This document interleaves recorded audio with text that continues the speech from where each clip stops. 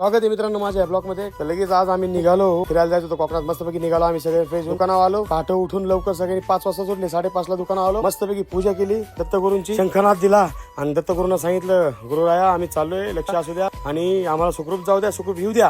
मस्तपैकी निघले. आमची जरा चुकामुक झाली, एक गाडी गेली पुढं म्हणून आम्ही थांबलो जरा थोडं. म्हणलं गाडी उद्या आमची पहिली. मग थांबलो, मस्तपैकी गाडी दिसली आम्हाला. आले, पार्लेजी बिस्किट खाल्लं, जरा भूक लागली दिली सकाळ सकाळ. मग मस्तपैकी पुढं आम्ही थोडं थांबलो, मस्त पोहे मागवले, नाश्ता वगैरे केला, दाबून पोहे बिहे, सॅम्पल विंपल, भजी बिजी, एकदम चहा वगैरे घेतला. मस्तपैकी एकदम एन्जॉय करत करत निघालो. परत आम्ही मस्तपैकी आमच्या मार्गाला बसलो, गाडीत सरांना पेरी करत निघालो. मस्तपैकी एकदम पुढे आम्हाला माकडे दिसले घाटामध्ये.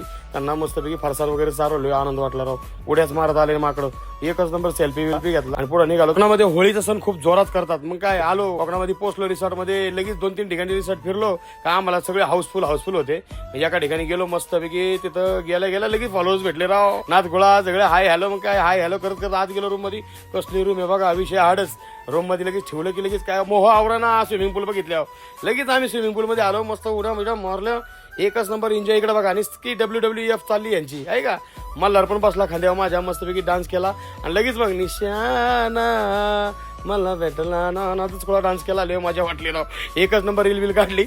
लगेच मग तिथून म्हणलं पोर ऐका म्हणलं आता बीचवर जायचंय. चला बीचवर गेलो. मस्तपैकी बीचवरती काय राव एकदम सनसेटचे फोटो घेतले जबरदस्त. आणि मला म्हणला पप्पा मला उंटावर बसायचं. म्हणलं ठीक आहे ओके काय हरकत नाही. मग त्याला काही एकट्याला बसूनच द्या ना, मला बी बसा म्हणले. माहिती असली फाटत होती राव. आता काय बोलू तुम्हाला, काय सांगू. अक्षरशः बळच धरलं मी वरती आणि फिरवलं, बळच बसलो असं वाटलं. मस्त राऊंड मारले 2 आणि मग मस्तपैकी आलो घरी. मस्त झोक्यावरती बसलो. परत ते समुद्रावरती दुसऱ्या दिवशी सकाळी आम्ही गेलो. मग काय म्हणलं जलपरी बनवू, जलपरी बरोबर जलपऱ्याला पण बनवू म्हणलं, पण तो काय जमला नाही व्यवस्थित बनवायला. लय मस्करी केली. जलपरी बरोबर फोटो काढले, तेवढाच आला प्रत्येक त्याच्यावर फोटो काढले. जाताना असली भूक लागली, म्हणलं काहीतरी खावा. तर गोळा दिसला, मस्त थंडगार गोळा बिळा घेतला. सगळ्याला म्हणलं व्यवस्थित घ्या रे, नंबर 1 व्यवस्थित घ्या रे, एकच नंबर. मला मध्ये यावाच लागते, नाच करते काय. मग काय विषय झाड.